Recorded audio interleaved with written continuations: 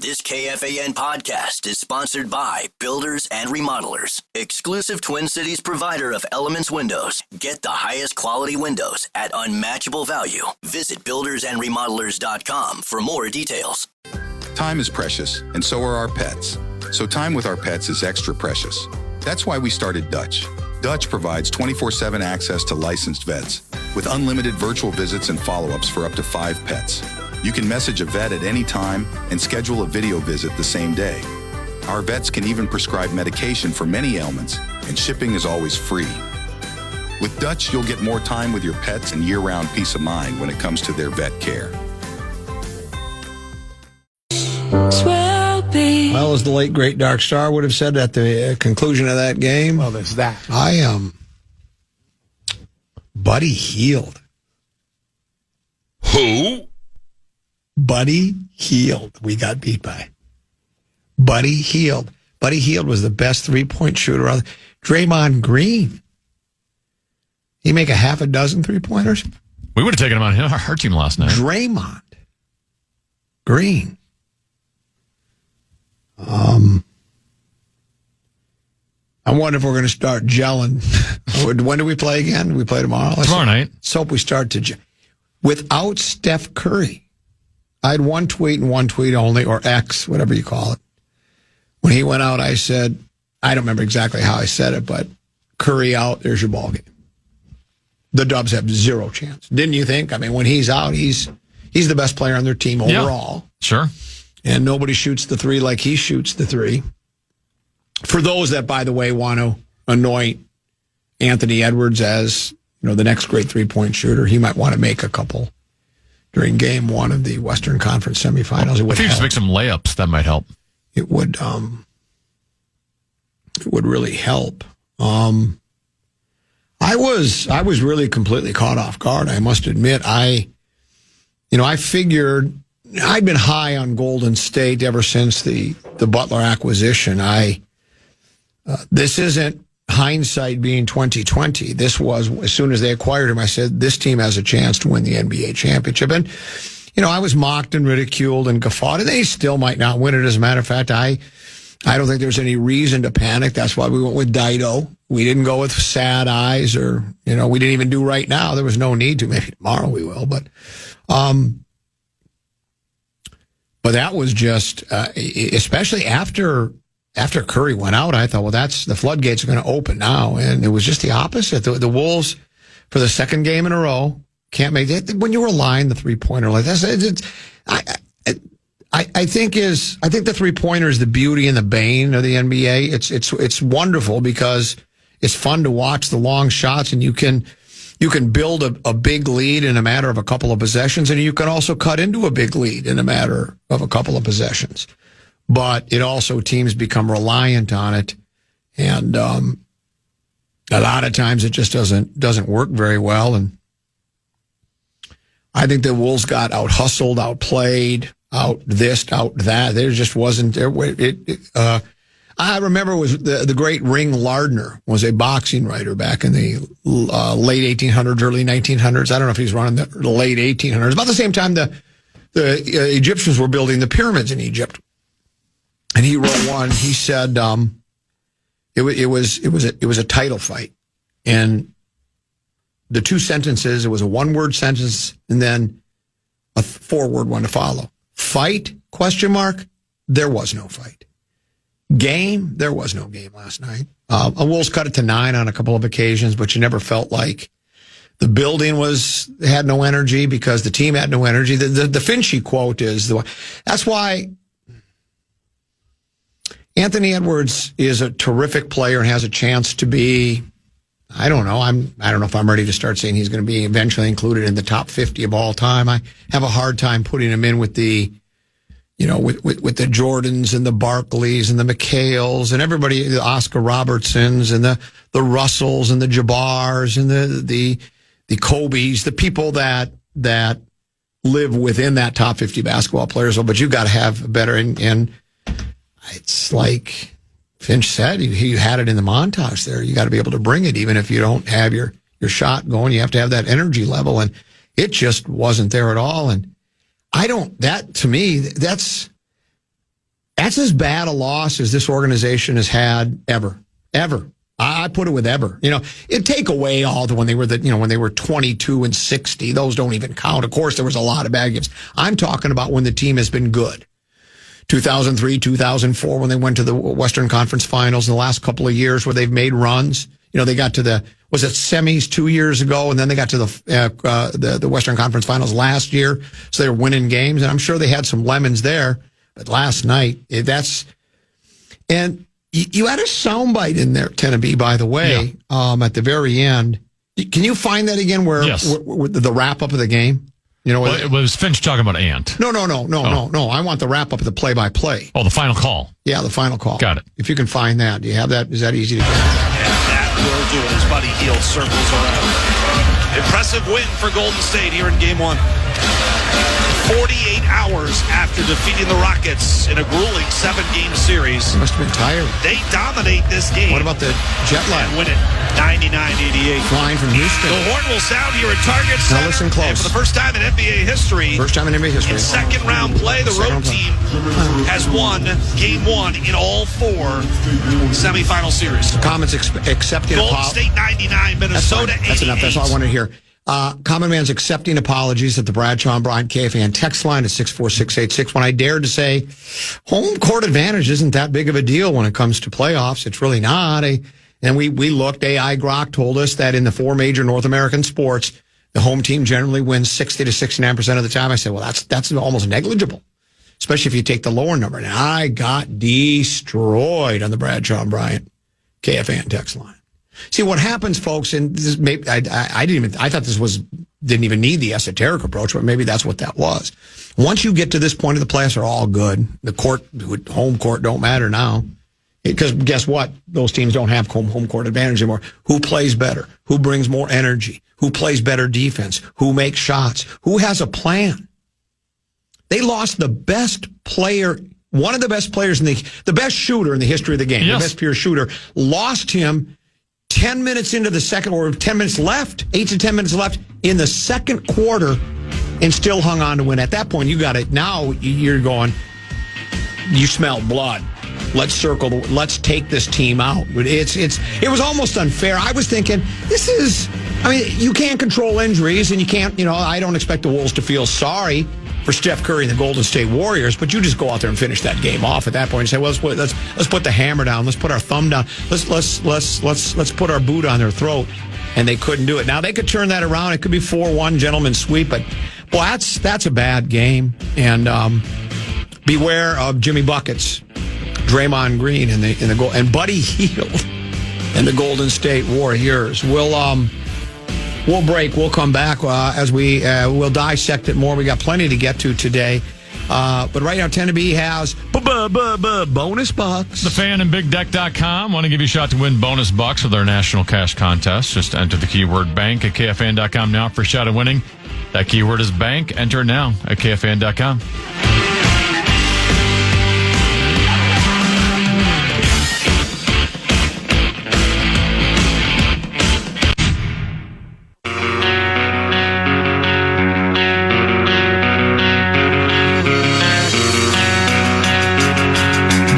Is back on KFAN. We have 9 chances for you to win $1,000 every weekday.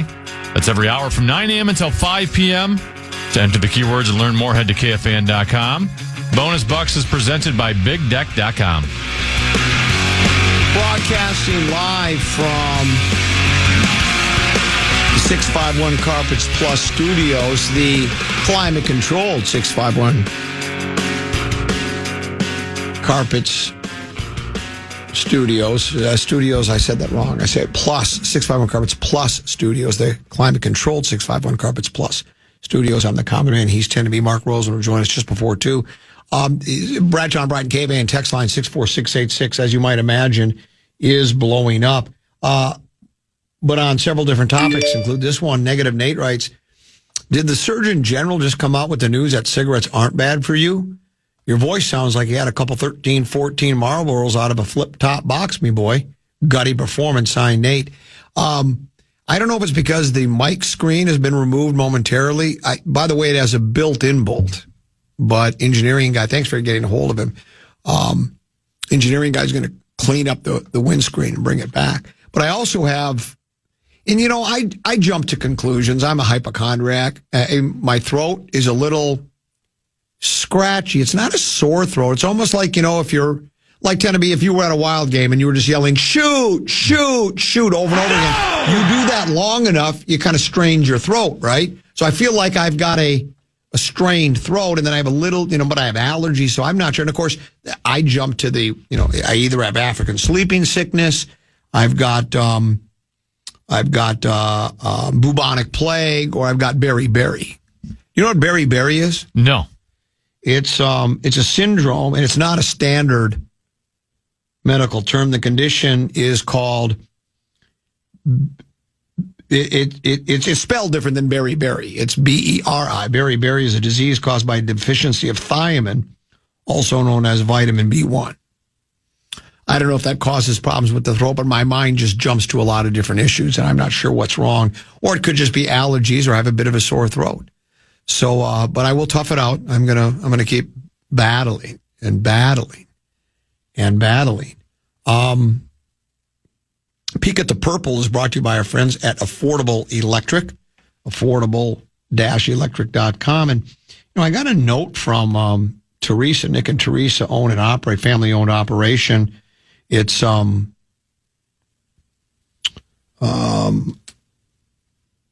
family-owned operation, electrical, affordable-electric.com. And I saw this, give me a second here, because she just, Teresa sent me a, thank you. I'll find it. I have so many text messages. Just a copy of every guy. Here we go.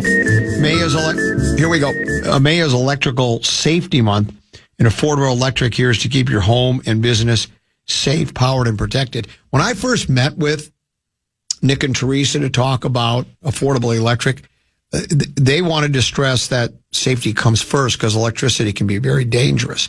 And during Electrical Safety Month, they highly encourage people. They did it at my place, and I just loved it. They want you to get a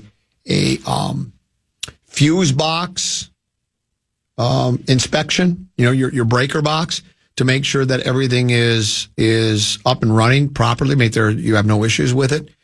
And they're so concerned about safety. They want to be proactive, and they want you to be proactive, that during the month of May, during Electrical Safety Month, the month of May, they will do a fuse box / breaker box inspection on the house. You just call them and have them come over. No pressure, high pressure. So if they find an issue, they'll let you know. But they just want to make sure you're safe and sound. Reach out today, affordable-electric.com, affordable-electric.com. And remember, Affordable Electric is shockingly affordable. I don't find any purple stuff, Tennessee. Every day I scour the waiver wire to try to find something Vikings related. The only thing is because Aaron Rodgers seems to have an attachment to it. You sent this to me today, unless you found a new one since then, but you sent me from Pro Football Talk. It says, Steelers minority owners usually don't say much about the team, but appearing on at CNBC, Steelers minority owner Thomas Tull, no relation to Jethro Tull, jokes that the Aaron Rodgers situation is more complex than artificial intelligence. And doesn't that make sense for what we know about Aaron? From all of his time in Green Bay and from his time with the Jets and the ayahuasca and the darkness retreats and his dalliance with the Vikings a little bit and visiting the Steelers and not knowing if he wants to play or he's going to play.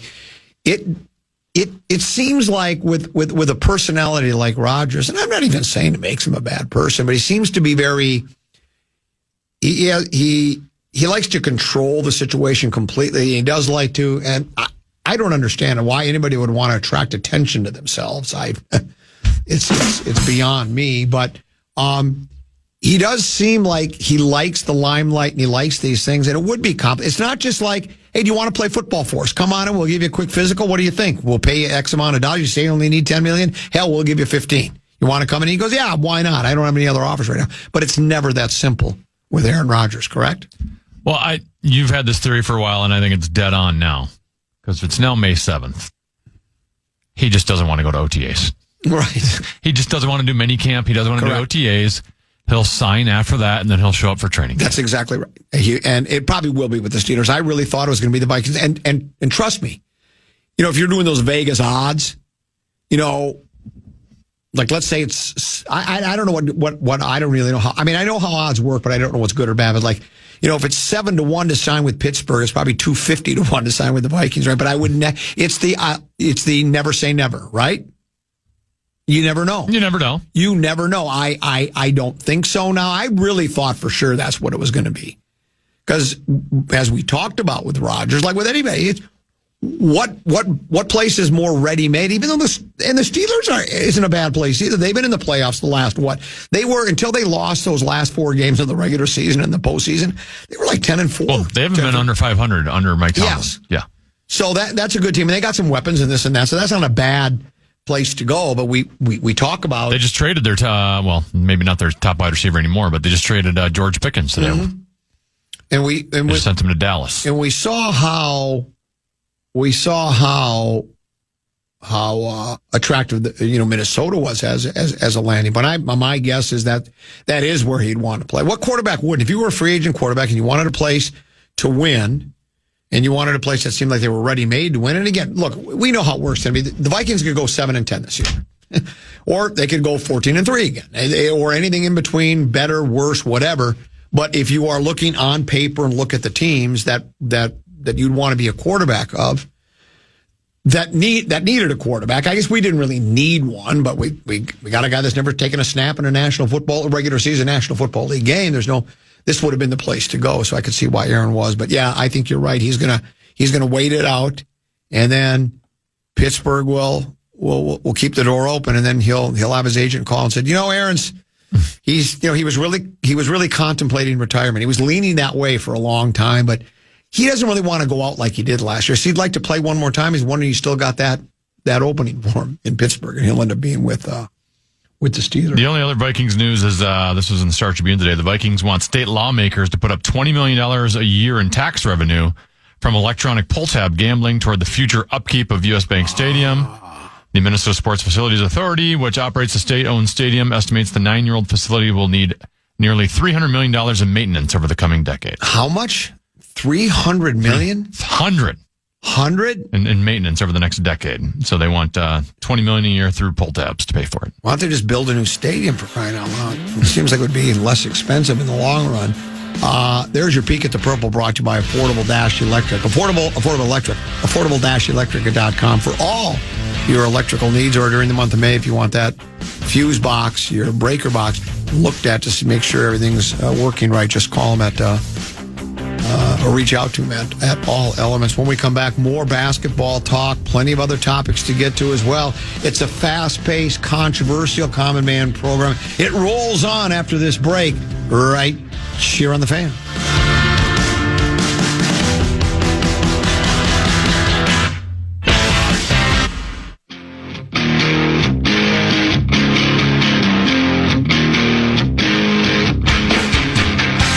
Pizzeria wants to fuel your playoff party. Visit one of their 30-plus locations to enjoy delicious pizza and get ready for the playoff run. Find your nearest Carbonis today at carbonispizza.com. Probably won't come as a surprise to you, Tennessee, but the interim producer / bridge producer is being blamed in part for last night's loss. No montage. We warned you.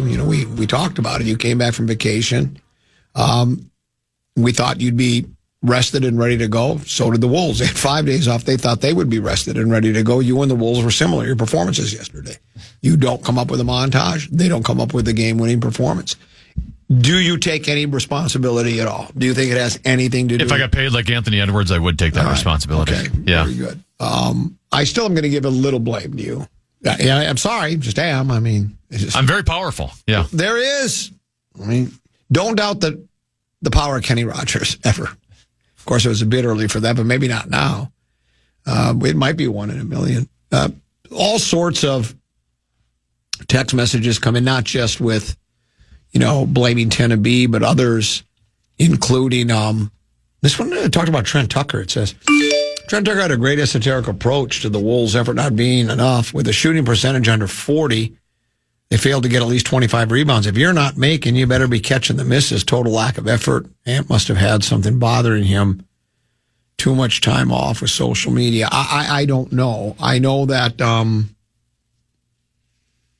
that's the thing with Ant, is he does sometimes sort of disappear and it doesn't work for him, and I don't know if he gets frustrated. That's a really good defensive team. Since Jimmy Butler has been on that club, at the trade deadline, there's been no team that's posted better defensive numbers.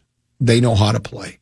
They also, when they lost Curry, they have players that can come off the bench and know how to play, know what they need to do. Don't bite off more than they can chew. They don't have guys coming off the bench and trying to replace Steph. Even the quote from both Butler and Marcus Fuller, a longtime writer, does a terrific job for the Fisher Rod Factory West Side, wrote a story that popped up earlier this morning. Headline, no Steph Curry, no problem. Undermanned Warriors scrap past Timberwolves despite loss of superstar guard Buddy Hield. Draymond Green and Jimmy Butler picked up the slack. Golden State steals game number 1. Butler, Green, and Hield combined 62 points offensively for Golden State. Butler says, any team with me on it, I think, has a chance. Love that quote. Yeah, it's so good. I don't mind guys. You've heard me say this before. I don't mind guys cocking off as long as they can back it up, right? One of my favorites was, I've referred to it before, when Greg Norman he won 2 majors. He won 2 Open championships, and he shot like 64 in the final day at Royal Birkdale or something. He goes, well, I was in awe of myself.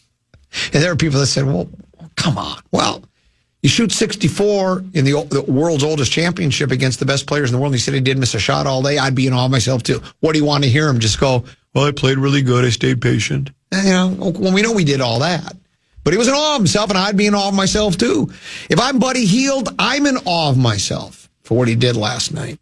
There was a great quote Pete picked up on. Did we talk about this yesterday? I think it was Butler said, we love Buddy Hield, we just don't want to see him dribble. Just don't dribble the ball. Buddy, shoot, but do not dribble.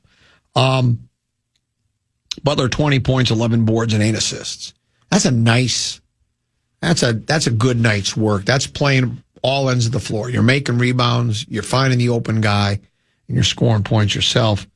He said, we know we need all hands on deck if Steph isn't ready to go. Butler said the ball just needs to move a lot more and find the open guy, but I guess it's going to be my job to draw a little bit more attention. Probably not as much as Steph does draw, but I have to find a way to score and get everyone else involved. Hear what Kerr had to say about the strategy. The Warriors were setting, this is that inside NBA talk, high ball screens for Butler as their primary offense in the final 8 minutes. Kerr said, we were willing to take shot clock violations at that point. It was all about protecting the ball, and Jimmy is, I think, as good as anybody, any star in the league at reading the game and understanding how to control the tempo, control the time, and score, understand everything that happens. And it's interesting because Edwards is still trying to get to that point. He's gotten better at it in 5 years. If you remember, there was a quote we talked about, this was just about a week ago. It was during the Lakers series, I think, or maybe it was prior to the Lakers series. But Finch was talking about Edwards and saying, he now comes up to me more, and we talk more about strategies and things to do and where we've been, where we're going, and where we're at. Whereas when I think you're first in the league, you don't understand. For all guys, I'm not picking on Edwards. There's a learning curve when you get to the shot, right? When you get to the association, and because you and I have talked about this before, and I think you agree with me on this. All these guys dominated at every level they were at, and now there was just the best of the best. All the guys that dominated are now playing in the league. It's harder to dominate just by sheer talent, right? You can't just get away with things. It's like, well, no, I've played against guys as good as you before, trust me. And sometimes I've been as good as you. But he's starting to learn now, and I don't know if that was part of what happened last night. Butler knew what to do, and I don't know if Ant did. And I'm not placing it all on Ant. They didn't get a lot of help from anybody. I mean, nobody was. I mean, were those numbers correct? They've made like 5 3-pointers in the last 2 games. Yeah, worse in NBA history. Yes, worse in NBA playoff history because they've hit like 15% over the last 2 games. It's mind-boggling. You would think by accident. Some of those misses. I mean, some of Ant's misses were not even close. Yeah, They were just slamming off the back of the backboard. They weren't even getting rim. As far as Draymond goes, it says Green hopes to take better care of the ball after committing 4 turnovers. He won't go as far as to say he can replace Curry's playmaking, but he'll do his best. He says, "We'll see what Coach has in store. I'm not going to come out and be like, oh, I need to be Steph. I can't do that, but I may have to handle it a little bit more, meaning the ball." Curry's return, the timetable for his return, no one knows, right? Nothing's been said. That I've seen, unless you've seen something very recently. He's out for game 2. Right. He's got a grade 1 strain, hamstring strain. Okay. I did see this from something called Jeff Stotts, who is an injury analyst. Okay. We love injury analysts. He said, if he misses the average time lost, a return in game 6 or game 7 is plausible. Yeah. So if it's an average return.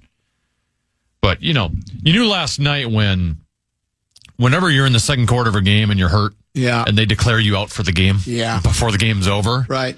That's when you know it's not just a, hey, throw some Robitussin on it and you'll be out in game 2. It's going to be significant of some sort. That's correct. And that's exactly... Now, he's never had any type of muscle strain injury in his past, so they can't really put a timetable on it because everyone heals differently, and they don't have a history of how he heals from it.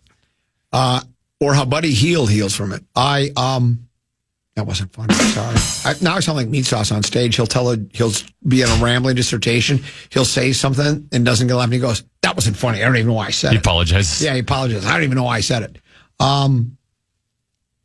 Those were his golf balls, by the way. I thought it was a trap. I thought you would set them out there, so I would think they were free table golf balls, put them under my arm, walk out, and then you would bust me. I thought you were trying to trip. So I texted several people. PA said maybe somebody gave them to me. I don't know. I don't know why they're on my desk. People give me stuff all the time, and people do. So he said, you can have them if you want. And I hugged him. I initiated the embrace. Usually it's PA who initiates hugs, right? He didn't tickle my sides, though, either. So then I still didn't know if they were his. So Parker Fox had left a letter that had been sent to him by, a message from some flounder. And so I texted Parker and said, "Did you leave golf balls on PA's desk?" He goes, "Not me, I wish." Then I thought, I bet it's Sauce. Because people love Sauce. Did you know that people will come to the station near Christmas and bring him frankincense and myrrh? That's how highly they think of meat sauce. And he said, "Yeah, they're mine." He goes, "You can have a dozen." And I wasn't even asking for it. It was just if they'd... Yeah. I said, "Really?" He said, "Yeah." So I got a dozen golf balls from him. He probably needs them better more than I do, though. I can usually, if I'm playing okay, I can use one ball for a round or two. Sauce sometimes goes through a sleeve and a hole and a half. So, but anyways, why did I start talking about that? No idea. Well, it's because he had the meat sauce joke. You tried a funny joke of the heel. That's how we got it.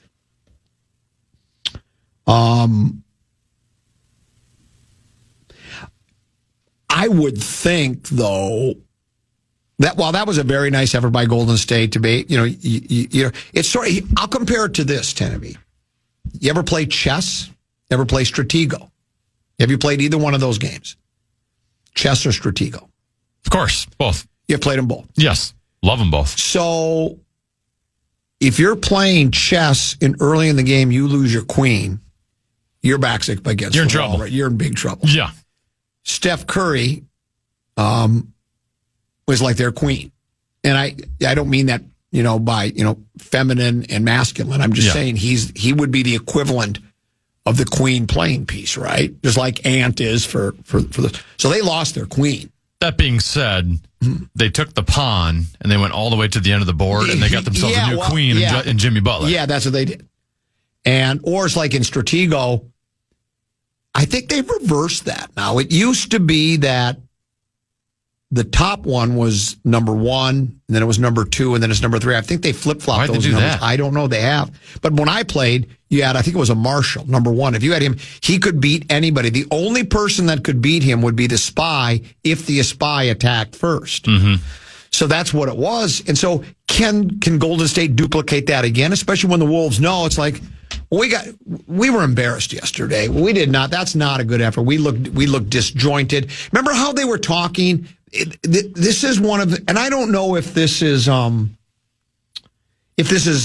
new basketball parlance or not, but staying connected. They use that a lot in basketball. We weren't connected. And I don't think the Wolves were very connected last night. I think if they have to look at themselves and say, look, that was embarrassing, but it was also an aberration. That's not us. I mean, that's them a couple of times this year when they would lose to Utah and use others, when they're losing. But I don't like to excuse those losses, but it sometimes, I guess, it's like everybody, tend to be just into a montage yesterday. Everybody has a bad day. Sometimes I play terrible at golf and we don't spin the wheel atop it because I just had a bad day, right? So maybe the Wolves to me, I'm hoping that was just a bad day, right? Now, it was an awful day. It was an awful day. Golden State had a lot to do with it, with the way they played defensively and what they did. They have a suffocating defense is what they do. Well, I was going to say, I think what we learned from last night, and we knew this beforehand, or at least you and I did, this is not the Lakers. Right. No. The Lakers were awful defensively. Yep. The Wolves at any moment could get whatever they wanted on offense. That's correct. And the Lakers are dependent basically on two guys, maybe 2.5. Mm-hmm. And it's got to go through them every single time, whereas Golden State has more depth and they're better on defense. Now, obviously, the Steph injury is going to hurt them. Well, that's it. That's going to hurt them moving forward. Even last night, as bad as the Wolves were, I mean, they were in that game for a good chunk of time, despite the fact that I could have hit a better 3-point percentage. Well, it was interesting. I'm watching the game with baby brother Peter early, right? And Draymond throws up a three, his first one of the night, and it's just an awful shot. And Pete and I kind of chuckle, and I go, what's Draymond doing shooting threes? Just don't do that. Because Steph's still in the game at this point. It's like, you shouldn't be shooting. I know he can make them, but still, I'd rather see Buddy Hield, Steph Curry, or Jimmy Butler put a three up, not him. And then he hit like 4 in a row. Just bam, bam, bam. So you're right. They have other options to score. Defensively, they're very, very good. They play a lot of players. I think last time maybe they played more just because maybe they felt they had to. Because if you play really strong, if you're playing defense, you're playing hard on defense, right? You're going to get tuckered. It's hard to play defense. You get there's no glory to it, and you got to work hard because you're following the guy around and you're trying to block shots, and so you use more people, so you keep guys fresh, And the other part of this too is they have a coach who is, when you've won as many times as they have, and you've had the star power they've had, it's hard to always give the coach credit. Right? Like your job is basically just not screwed up, but they have a coach who is very experienced, has gone through the playoffs before, which is also different than what the Lakers had. They had a first-time coach who'd never coached before. Like the fact that Steph goes down last night in the second quarter, and they probably know it's significant, and like that team, for the most part, didn't miss a beat. They didn't panic. They adjusted. And, can Kerr find things in the Wolves offense and the Wolves defense that maybe previous coaches couldn't? I bet he can. And that's why, when Curry went out, that's why I tweeted. I can't remember exactly what it was, but they're done. The Dubs are done. I was mightily impressed. I know they're not a one-man team. There's not many teams in the league that are just a one-man team. That's why that nonsense about, Anthony Edwards, the giant killer.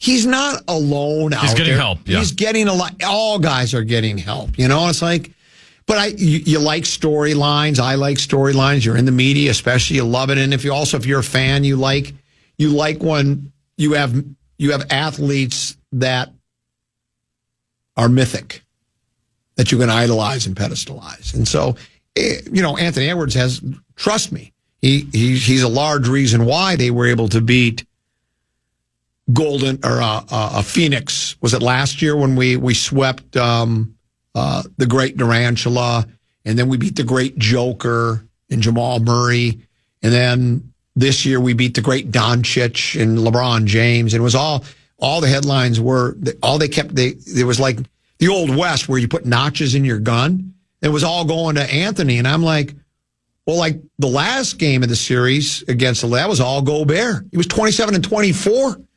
Ant had 15 points. Ant didn't slay LeBron James. I know he has a lot to do with it, but you got to spread the love around here a little bit in basketball. And Golden State spread it around last night.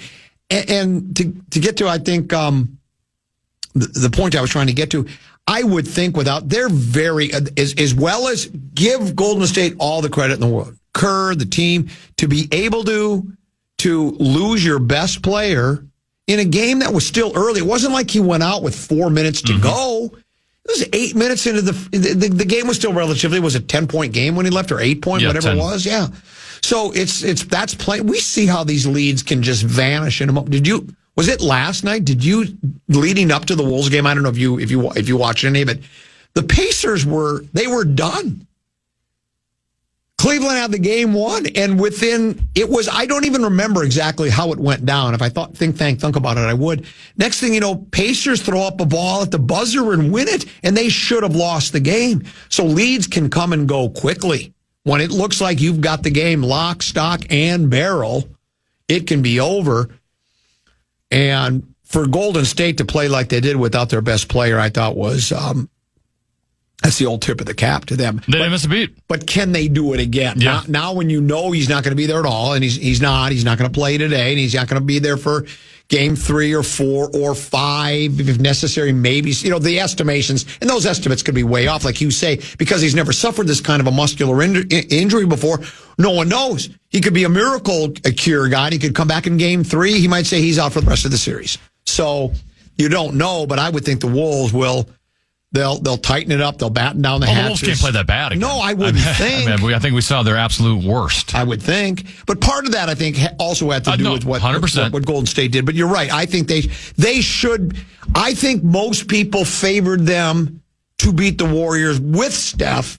I now think they're the prohibitive favorite to win now, because that's just one game in a 7-game series. We've seen a lot of teams over the years lose the first game at home and come back and rally to win. So it wasn't just the missed threes. It was, how many awful passes did they have, like in transition? Yes, terrible. And, how many possessions did Golden State have extended that we were just bobbling rebounds and having it pop off our hands? And, I thought defensively the Wolves were okay last night, right?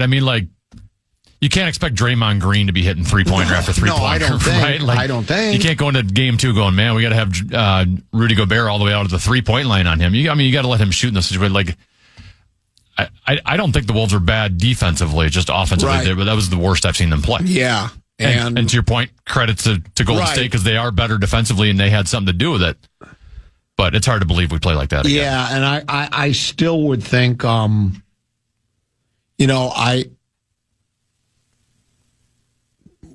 when Golden State was on their late regular season run after getting Butler, I think I boldly and maybe foolishly predicted that Golden State would win the NBA title. I still think they can. I think that much of Butler, and then when you mix it with what else they have on Golden State, that I think that's a distinct possibility. I really do. But man, when Curry's out, it's like if you pulled, they're different kinds of players. But look at any team in the league. If you were to pull, if Anthony Edwards suffered the same injury, they're not the same team. If Joker or Jamal Murray, right? Who's the kid for Boston? Tatum? Yep. SGA. You pull those guys off the team, their chances of winning basketball games is much less. But winning an entire series?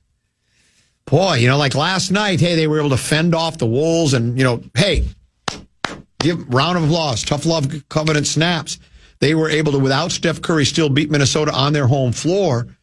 But I got to think the Wolves will have a more concerted effort. A blowout, I don't know, but I think the Wolves will win game 2. I don't think I'm going out on a limb. I like this quote from Steve Kerr talking about your guy Jimmy Buckets after last night's game, because they're Kerr said the Warriors were setting high ball screens for Butler as their primary offense in the final 8 minutes. Kerr said, quote, "We were willing to take shot clock violations at that point.